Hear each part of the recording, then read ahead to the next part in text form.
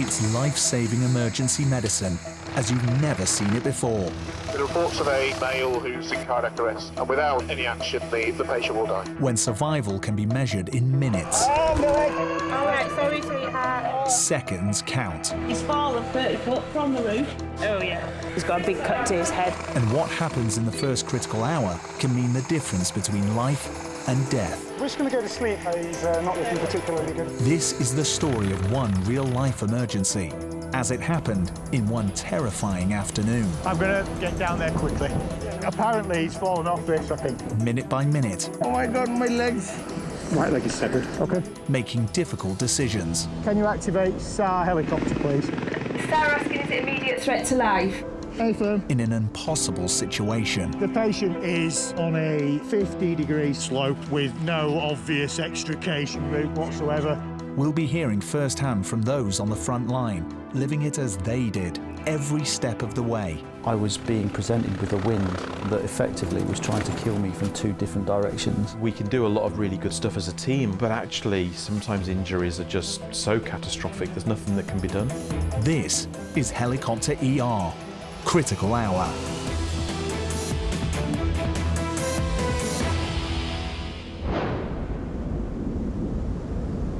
It's a windy day. Almost 2,000 feet up in the Pennines. Good afternoon. Somewhere in the Peak District National Park, standing on a rock. And walker Imran Choudhury is out training for a charity walk. It's very windy today. He's on one of 3 rocky pinnacles towering over a ravine.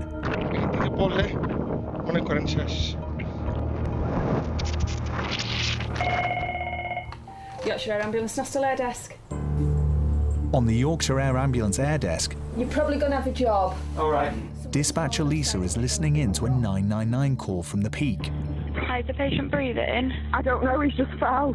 The call's coming from a horrified walker who's just seen Imran plunge 250 feet down a rocky ravine. Just tell me exactly what's happened. He was on top of this peak thing, and he turned around and he just fell off, like rolled down the hill, and he won't respond. Right, bear with me. We can't get to him. We were on a walk and he just fell off the side of the hill. That's the first road, right, yeah. It's a big drop. You're going to need a helicopter or something. When the siren goes off, I feel as much of a punch of adrenaline now as when I first started. Pilot Lee can have Helimed 98 there in 14 minutes. This doesn't get old. It will never get old. His job is to get paramedics Al and James, with Dr. Andy, onto ground in one of the North's most extreme landscapes. You do just kind of jump to attention, your adrenaline levels go up, and here we go. Engines must fly, lifeline guarded, confirm, cautions and warnings. No warnings, no cautions. When the 999 call came in, there wasn't much detail, so initially we were dispatching on a location which was quite vague. So I'm just going west, young man, yeah? Yeah, southwest-ish. Bravo, Charlie, Alpha, Sierra. A witness is sending Lisa the coordinates from an app on his phone. No, Nate, I've got what 3 words when you're ready. Yeah, Yeah, it's objecting. East, webcam. Roger, received, thank you. Yeah, got it. It's the trig point of Black Hill, so I know the location. I've not been in Yorkshire a particularly long time, as you can probably tell by the accent. That means I'm really reliant on the local knowledge of the crew that we have. What's accessibility like, buddy? It's 2 miles from the road, quite difficult terrain along the Pennine Way. We should be able to land, the top's pretty flat. Although it's just on the outskirts of Oldham, it's really quite a remote, inhospitable place given the right conditions. And many years ago there was a couple of guys out ice climbing, got avalanched and died. You know, for where it is, kind of tucked away on the edge of Greater Manchester, it's a bit surprisingly hostile place. And the weather is against them.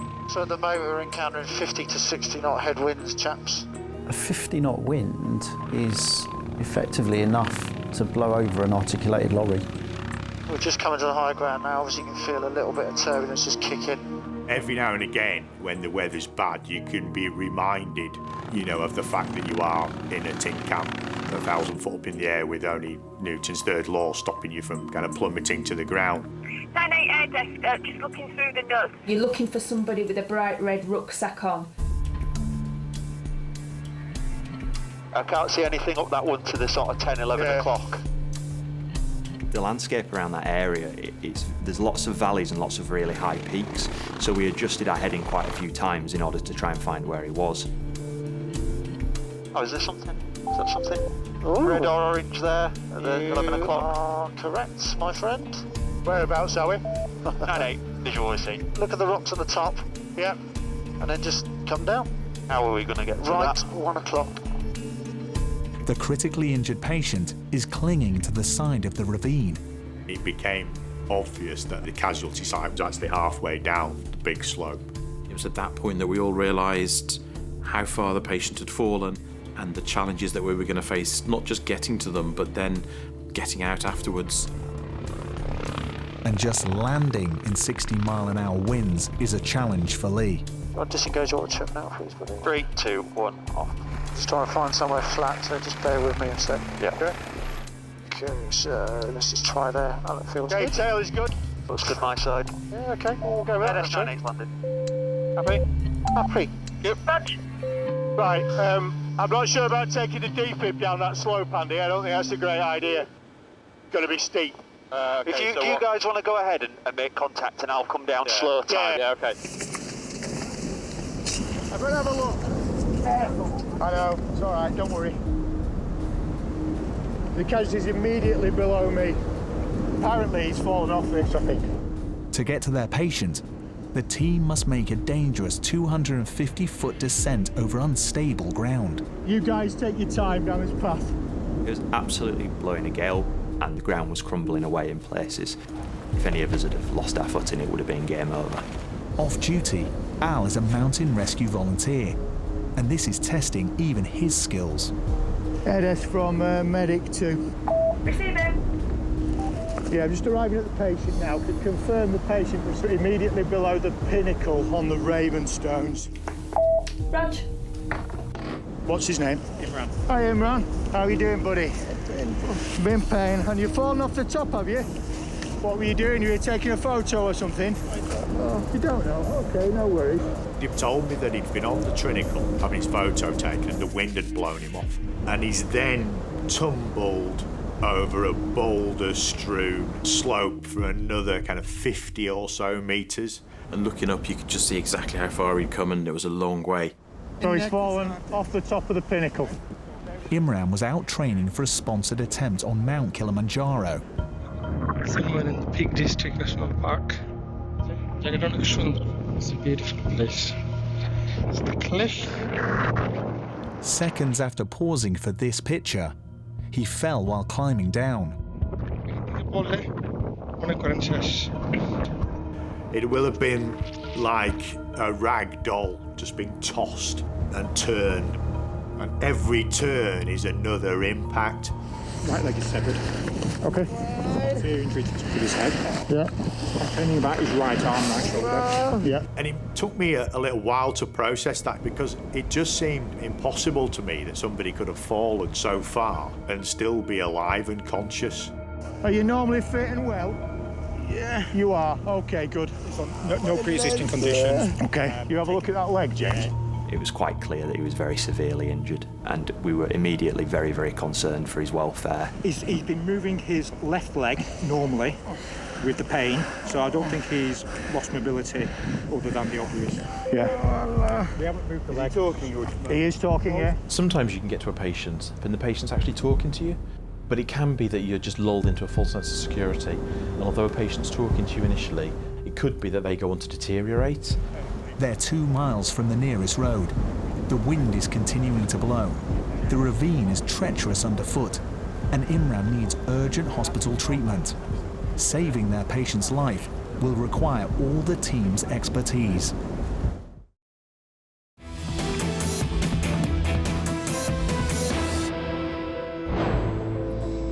It's very windy today. Seconds after recording this, walker Imran Choudhury fell 250 feet down a remote Pennine ravine. Now he needs critical medical care. He's obviously complaining about the pain, but I've told him that obviously everything's going to hurt. Yeah. It's been 30 minutes since gale force winds blew him off a rocky pinnacle. He's now in a perilous position, clinging to the side of the ravine. In my experience as a paramedic, it'd be unusual to find a patient that had fallen that distance and remained conscious and even talking as Imran was. Obvious head injury. James looking at an obvious leg injury, but I think we've got to suspect more than that as well.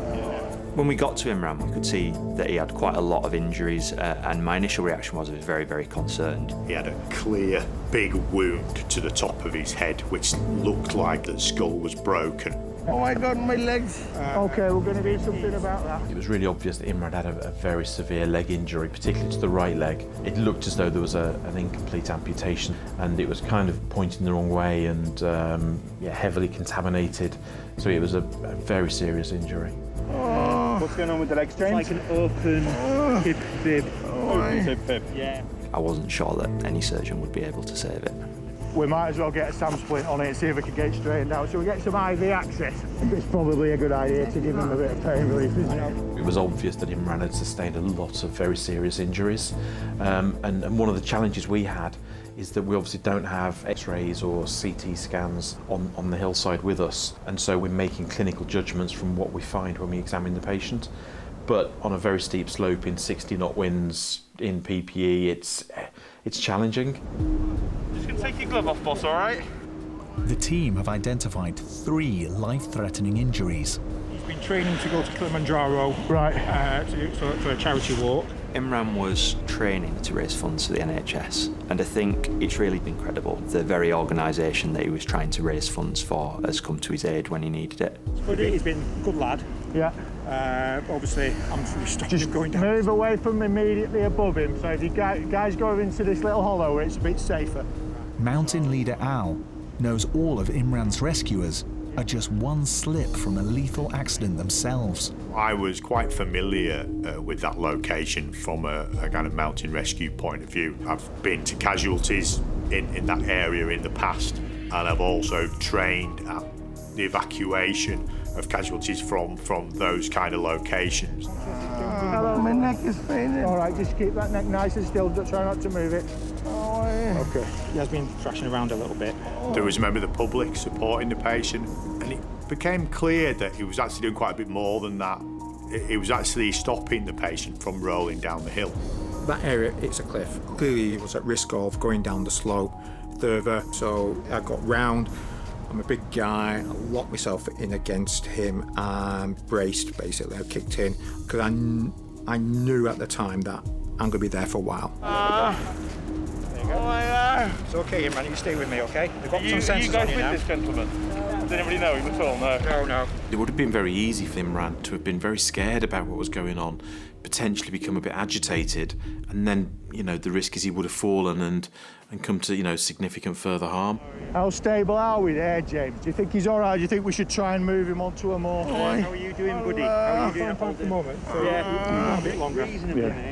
When you fall a big distance and then you hit the ground, it's that immediate deceleration that's the problem. So your body stops, but often the organs inside carry on moving, and then they can get big tears to some of the big blood vessels, some of the big organs just get torn and you get catastrophic blood loss. Pulse 142. We're very, very weak.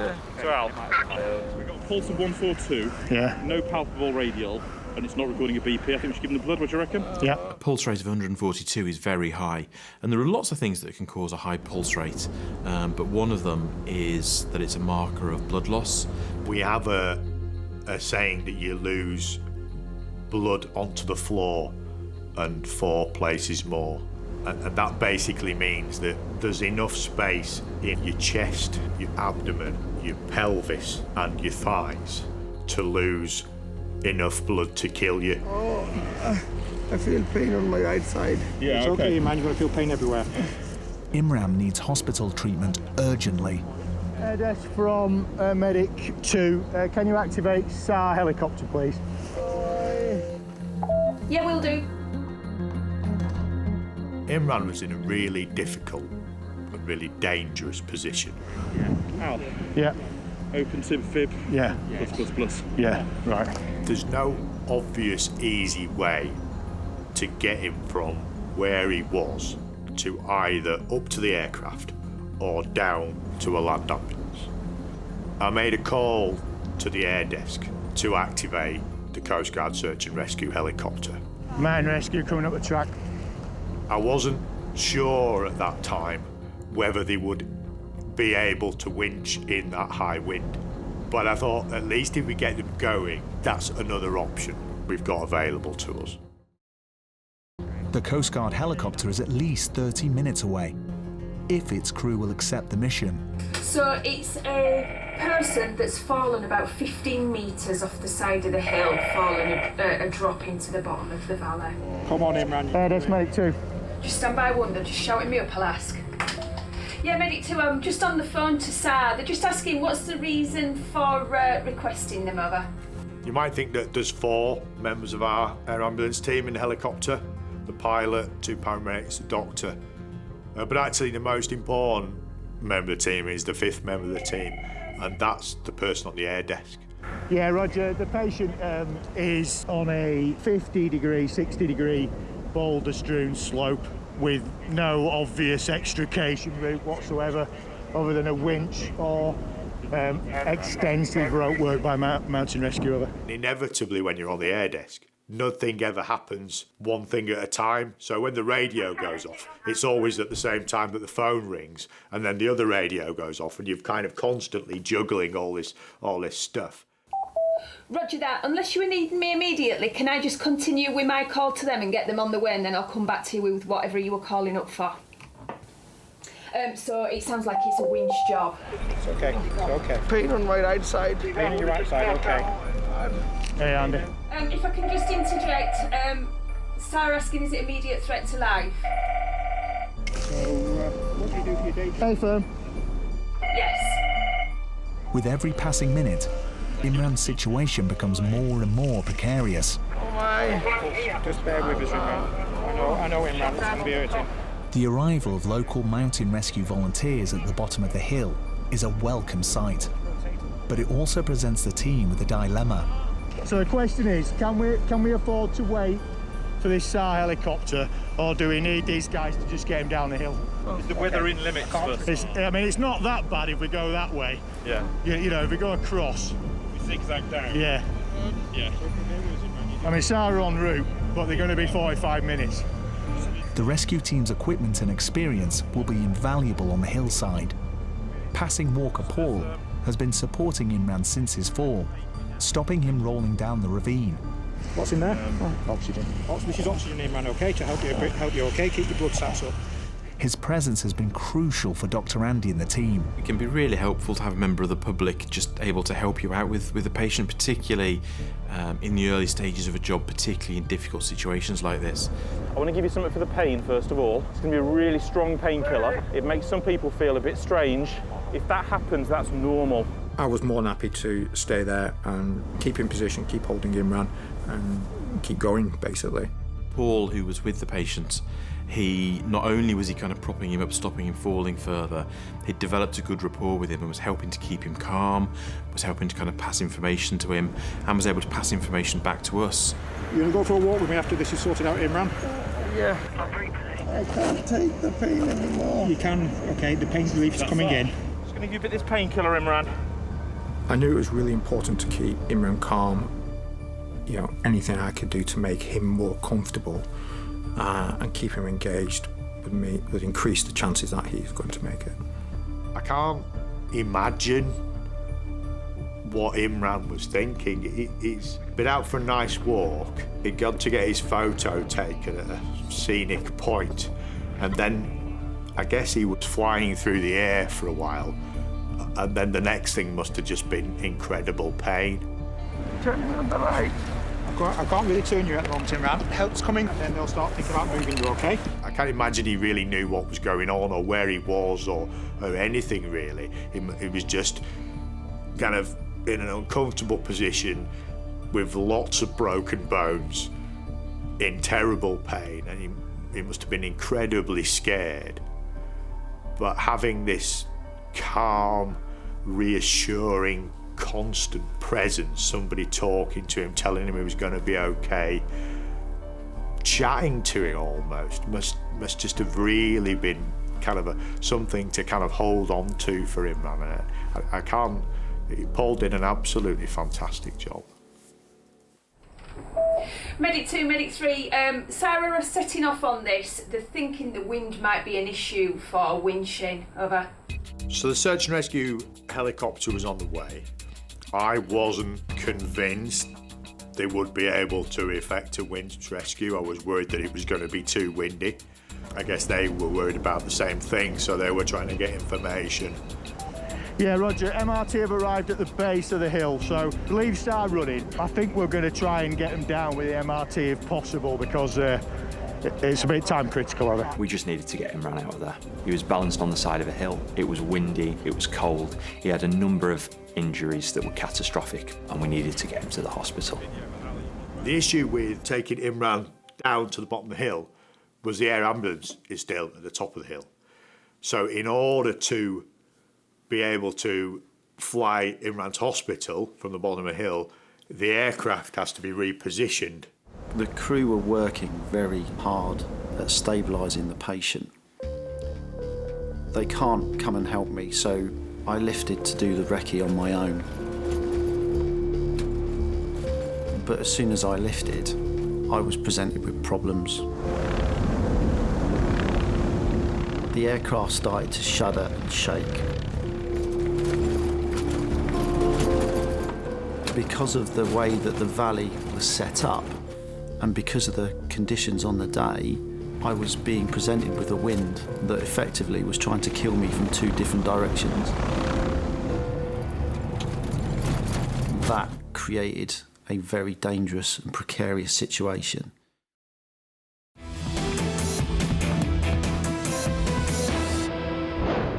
You're doing a great job, thank you. High in the Pennines, the team are locked in a race against time to rescue a critically injured walker stranded on a rocky ravine. We had two big problems with Imran. The first one was how we were going to stabilise and treat him at the scene. We were really concerned about his injuries. They needed kind of seeing and assessing in a hospital setting. And the second one was how the heck we were going to get him off the side of this massive hill. I don't really want to put him in a tent. I think it's too dangerous. Somebody steps back, we'll end up going down the hill. And because it was so windy, there was a very real risk Imran was going to become hypothermic. So that combination of things made me really desperate to get him off that hill as quickly as we could. Mountain rescue volunteers have climbed the ravine to join the Mercy mission. I'm going to brief these lads, Andy, then we're not wasting any time. We do a lot of work with Mountain Rescue, MRT, all over the county and beyond. We need to get him out as quickly as possible. Just do you think we can work down? Get some information. Yeah, otherwise it's cableway, isn't it, if the winds don't work, so I don't think he's got time for that. Mountain Rescue in the United Kingdom is a charitable service, and it also relies on volunteers who give up their time and risk their lives to go out and help other people who are in difficulty in those wild and remote parts of the UK. But I'm more concerned about the stretcher carry from here to there. Okay, right, well, if you're happy with it, but we need to be quick.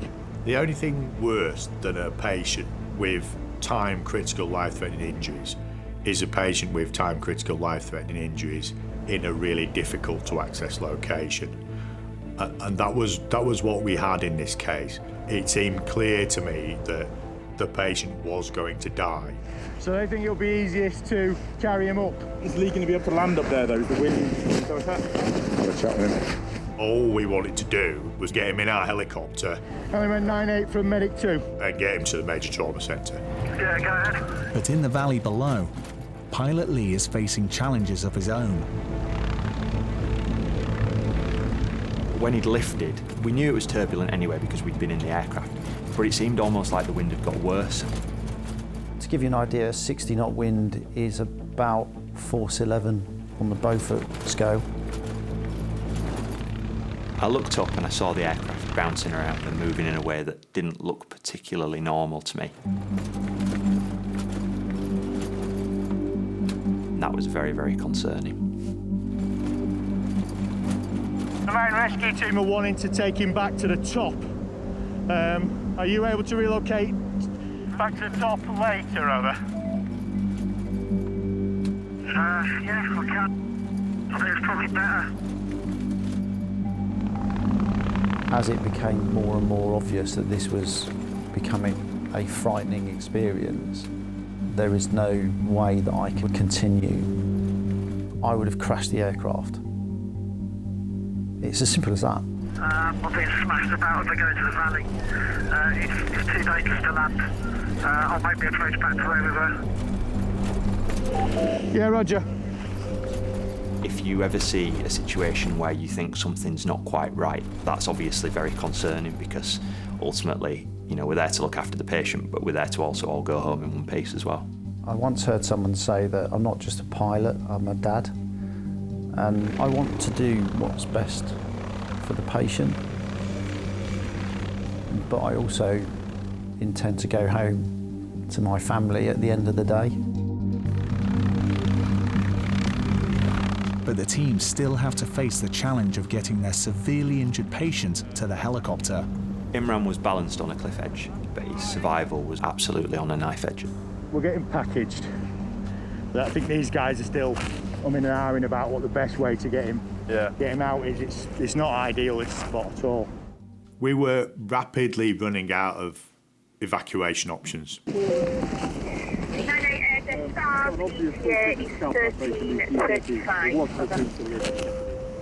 The only viable option we had was a winch rescue from the Coastguard helicopter, but it was really windy.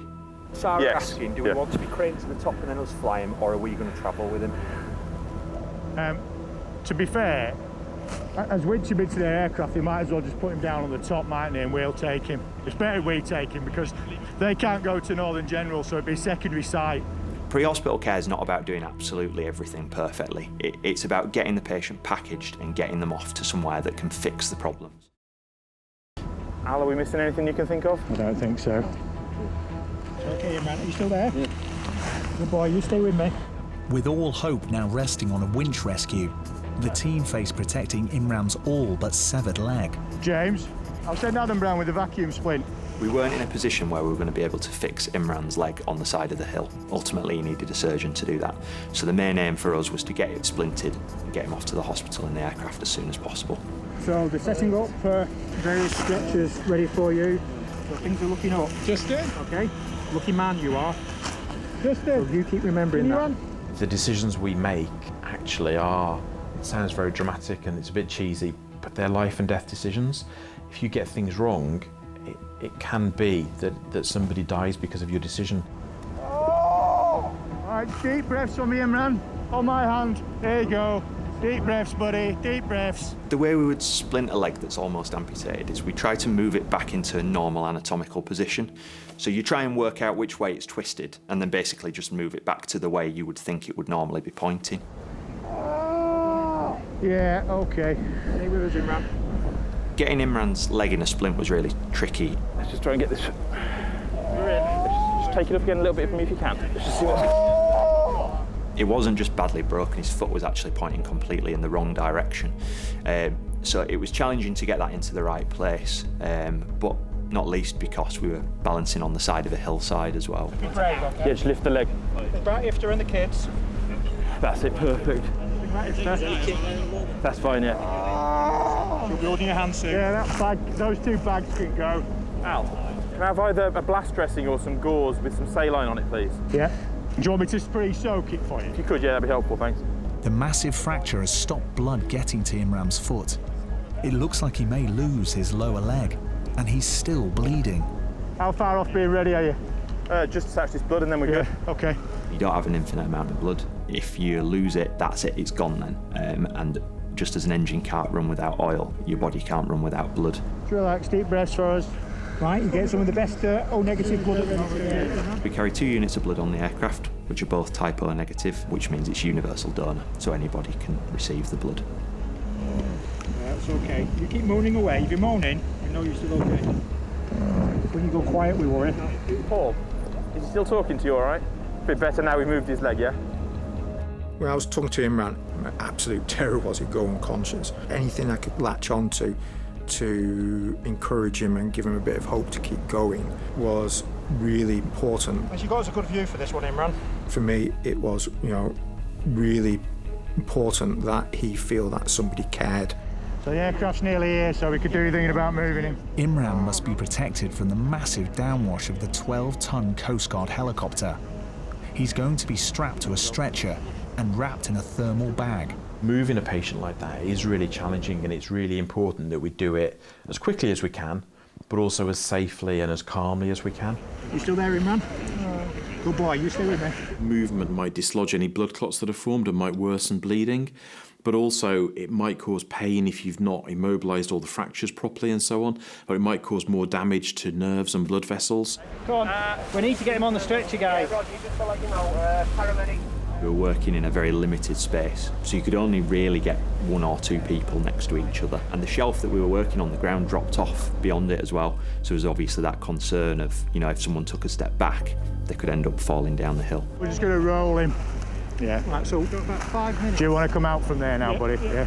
I've been there for probably an hour and a half, propping him up against the hill, so my legs were jelly, and so I went 20 yards and said, I'm sitting down, I'm not moving for a bit. Yeah, well, let's just have a little think about how we're going to do this.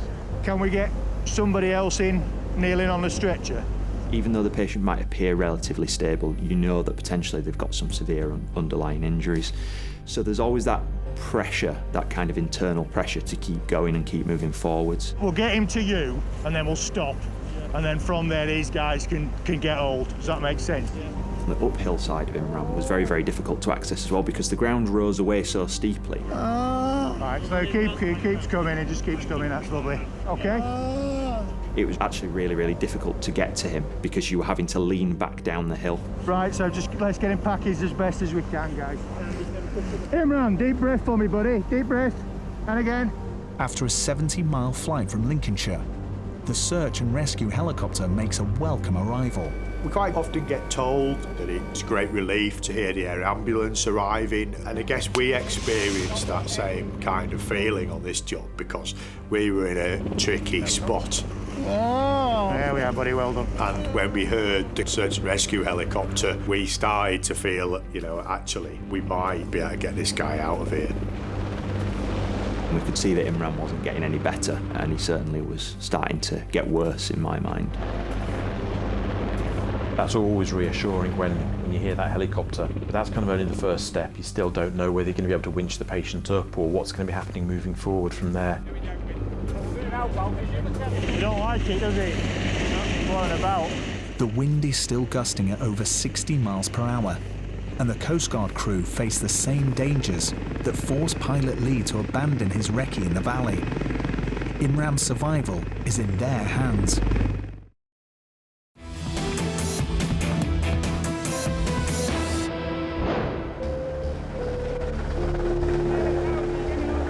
Two hours after he plunged down a ravine, Walker Imran Choudhury's rescue is now in the hands of a Coastguard helicopter crew, called in to winch him from a Pennine peak in storm-force winds. For every moment that Imran was on the hillside, time was ticking, and at any point one of his catastrophic injuries could have caught up with him. You get you in a helicopter now, take you to hospital, okay. Doing really well. So when the SAR aircraft arrived on scene, the problem they've got is the wind is affected by the shape of the valley and the air is really unstable. So the only real way they could do that was to hover above everything. The problem with that is it's really high. So if there's a problem with the aircraft, they are unlikely to be able to remain in the hover. Battered by the wind, the Coastguard winchman is making the 150-foot descent of the team's patient. Yeah, he's on his way down.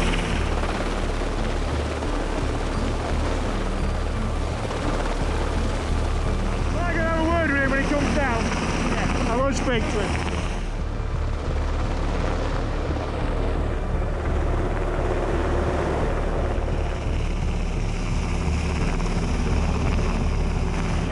From the top, he's got a really significant leg fracture stroke partial amputation. He's got up his head injury, I think he's broke his neck, abdominal internal injuries as well.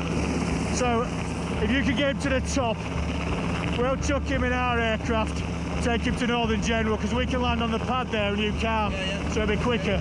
Yeah. Once Imran was on the mountain rescue alpine stretcher and secured. We handed over his care temporarily to the Coastguard winchman. Initially you might think that we had some sort of sense of relief, but actually I'd just seen Lee really struggling with the aircraft in exactly the same location as the SAR aircraft was.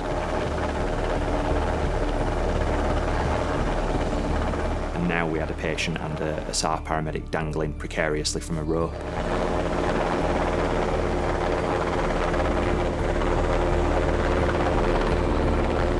I remember arriving at the top of the hill in time to watch him on the end of the winch cable being flown up the hill and towards us.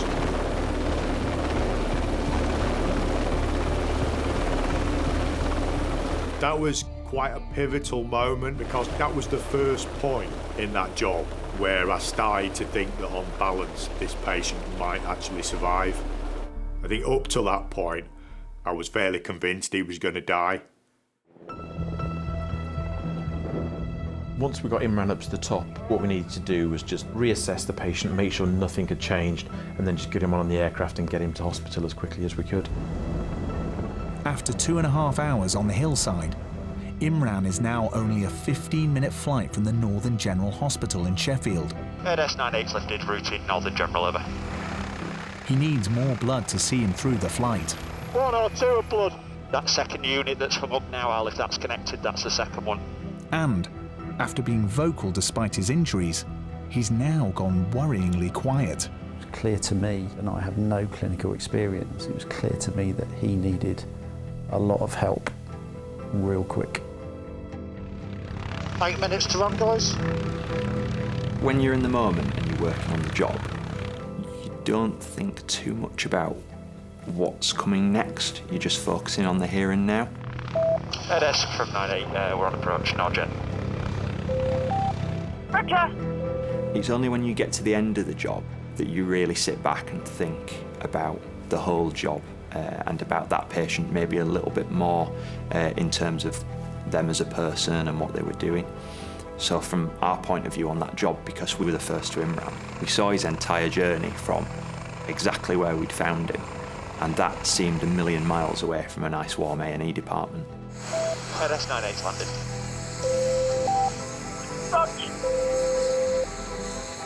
It was a massive relief to deliver Imran alive to the major trauma team. So Al, are you doing the handover? Your head, chest, right upper quadrant, lower abdomen, pelvis, right incomplete through the knee joint by the look of it, and then left ankle was fracture dislocation as well. Hemodynamically unstable, unrecordable blood pressure, tachy at 130. Sometimes we as a team are able to make really positive interventions and we can save people. It sounds dramatic, but you know, we, and working with the ambulance service or other emergency services, you can make interventions that save people. Imran. Unfortunately, sometimes people are just so seriously injured that no matter what we can do or what we try to offer them, you're not able to make that difference, and unfortunately not all the patients we go to survive. 2 weeks after the incident or thereabouts, I get a phone call and it's Imran's wife. I answer it and it's a bloke on the end. And it's Imran. And you're just thinking, thank God, the guy's okay. I was preparing myself for Kilimanjaro Kind to raise money for my local hospital and another charity. Good afternoon. Somewhere in the Peak District National Park. I'm standing on a rock.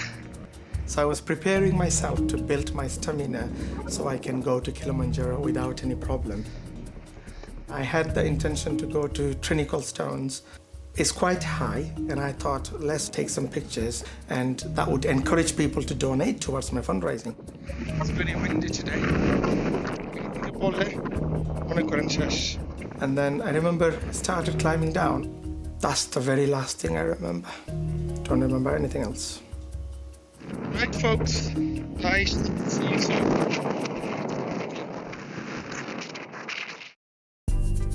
Following his fall and dramatic rescue, Imran spent 3 weeks in an induced coma at Sheffield's Northern General Hospital.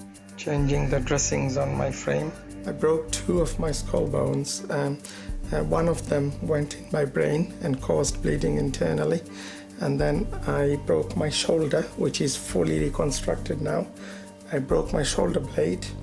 I broke a spinal bone. I broke the small bone on my left leg, and I badly damaged my right leg. I broke into 6 places, and 2 of them are totally smashed, and one of them, small piece, had to be taken out to kind of keep my leg. So my right leg is a bit shorter now. I've damaged everything apart from my left arm, really. Imran knows he owes his life to the kindness of strangers. Without the members of the public, there would have not been the emergency services, because they are the one who called emergency services. And without the emergency services, I would have not been here anymore. They were the angels to save me. So I'm just grateful for their help. I don't know what exactly happened to help me out, but what I can kind of see now is it was a very, very challenging rescue. And yeah, it's just amazing what they did, and what they did to save me. Incredibly, doctors not only saved Imran's right leg, but he's now able to walk on it, although he still faces months of rehab. Looking after Imran will be something that I'll remember for a very long time. This is one of the most difficult jobs I've ever had. It was incredibly challenging all the way through. I'm really proud to have been part of that team at the start of that journey for him, that just gave him that initial treatment, that helped get him off that hillside. And that, for me, I feel, privileged to have been in a position to go and help somebody like that. Imran is determined not to let his injuries get the better of him. My injuries are life-changing injuries, no doubt about that. But I have to make the most of it. Everything happens for a reason. I was doing something for good. It was a good reason I was doing, to raise money for NHS and other charity to help people. So I think somebody was watching me. I guess the irony is that as part of trying to raise money for charity, Imran's had an accident which has resulted in being rescued by 3 organisations. 2 of them, the Yorkshire Ambulance Mountain Rescue Team, are charitable organisations. He doesn't owe anything to individuals like me or the Mountain Rescue Team guys. The people that really have saved Imran's life are the people that put 50p in that collecting box, or that organise a cake sale, or do a sponsored walk. They're the people that have actually saved Imran's life. And that's very comforting, I think. And supporting those who helped him is clearly a source of comfort to Imran. I just want to build a good relation with all these organisations and support those organisations by some sort of fundraising events and activities. This is something that I'm going to carry on doing for the rest of my life. One day, he still hopes to climb Kilimanjaro. Because of them, I'm still here. Because of them, my wife have her good husband. My parents still have their good child. My 3 children still have their father. Thank you. I just can't thank them enough.